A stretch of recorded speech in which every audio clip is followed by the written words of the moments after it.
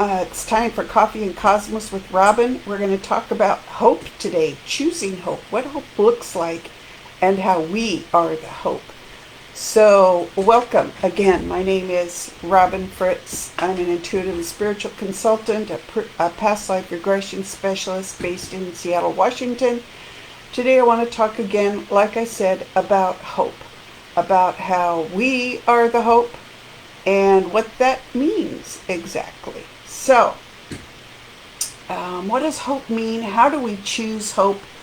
And what does that look like, right? So, I've had a lot of people in the last week in my intuitive practice, or people that I've just passed on the street, went out walking my dog, and people are feeling like they don't have hope. And, so my response is choosing hope. And how do we do that, right? Well, we need to believe in ourselves, right? And we need to believe that we are worthwhile, and we are. Each and every one of us is worthwhile, and the world really depends on each one of us stepping up to do our best in the world, right? And that starts by believing that hope is worthwhile. So what does that actually mean, right? How is hope worthwhile? Well, I personally think there's a lot to hope for. I think that the world is ultimately good, right? And that we are ultimately good, and that we can triumph over anything if we choose to. And we start by doing that. We start to do that by choosing hope. So we want a healthy body. We want the world to be healthy. We want the country to be stable, whatever country we live in. And we want a really happy holiday season. And I know in the United States right now we're looking at Thanksgiving, and a lot of us, including me, we're going to be alone, right? We're going to be alone at Christmas too, right? Because we're choosing to be healthy for our families, for our friends, and we're choosing to come together, not just as a country, but as a planet, to not just defeat the virus, but to bring us back to center, bring us back to heart, bring us back to love. So I'd appreciate it if you chime in, let me know where you're joining from today, and what hope looks like to you, or how you're feeling. Because I know a lot of people are feeling really depressed right now. We've seen so much unrest in the world. We've seen so much grief and sadness. But and we watch the 24/7 news coverage, and we think it's not possible for us to change the world.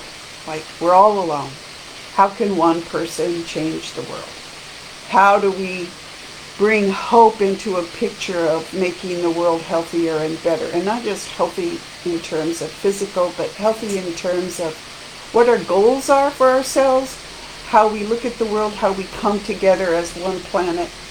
And it starts by looking at yourself and looking at the people around you and saying, we are the good guys, and we're going to win. The good guys win. And what does that mean, right?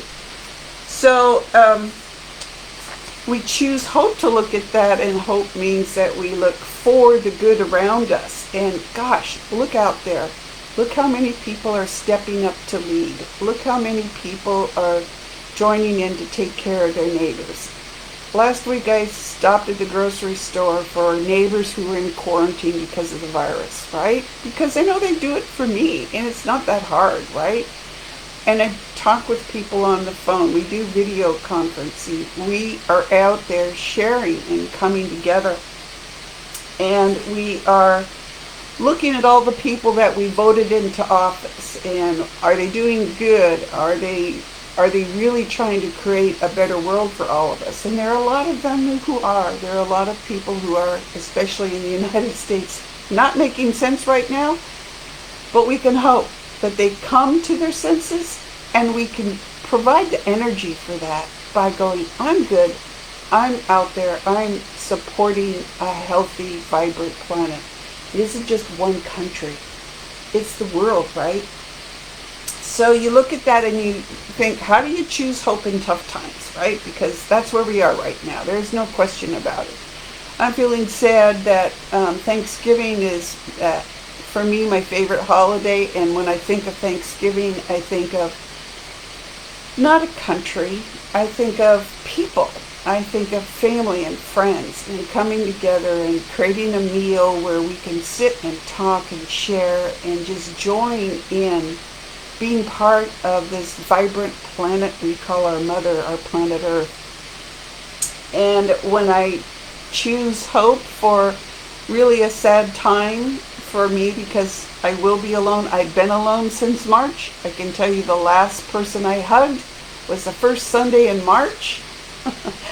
I have an animals. I have a dog and a cat. I see people, but I live alone, and I know a lot of you do too. And I know a lot of you are missing family and friends. And I know from personal experience, from people I've talked with, a lot of people have lost family to this virus, to other issues. So, how do we choose hope? How do we choose maybe the better when tough things happen? So you acknowledge you've been alone. You know that things will end at some point, that good triumphs over evil always, and that we will come out of this better. And I know about hope because I've had a really tough life. And I know a lot of you have too. So we mourn, we reflect on that, and we pick ourselves up and keep going. And Kim's joining in from Montana. Yes, hope for the new year, right? Hope for your kids. Hope in their ability to adapt and flourish. And boy, that is awesome. So I want to leave you with this idea that hope is real and that you have the power to choose to make hope relevant in your life, to move forward. And I'm also inviting you to share in a special Thanksgiving broadcast where we will talk about blessings, Thanksgiving blessings. We'll do some energy healing.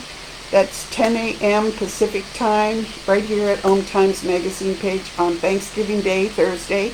I'll put it up as an event. But I want you all to come and join. I know that's 1 o'clock Eastern time, so hopefully it's before people start having their holiday dinners, even if they're alone. Yesterday was my family's holiday, Thanksgiving holiday dinner, and my dog and my cat and me. And so it'll be Thanksgiving morning. Come and join.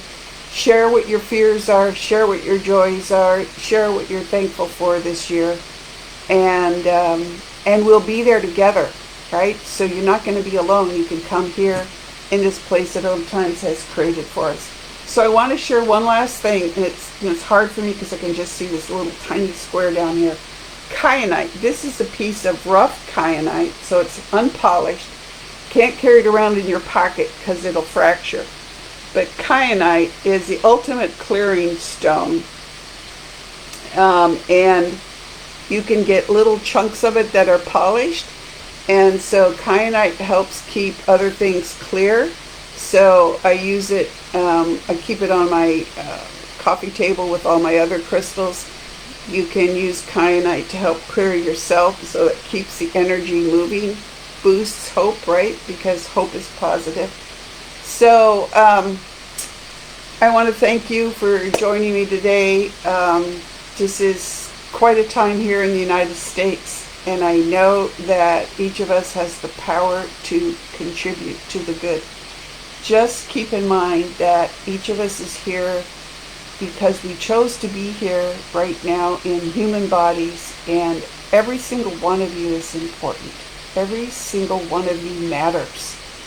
Believe that, and believe that choosing hope, choosing to believe that good will ultimately prevail, that we will learn to live together in harmony, that we will continue to add beautiful things to the wonderful planet that we live on. Choose hope. It matters. You matter. Thanks for joining me. Come join me on Monday next week at 11 a.m., but also on Thanksgiving Day at 10 a.m. Pacific time. And we'll see you then. Take care. Thank you.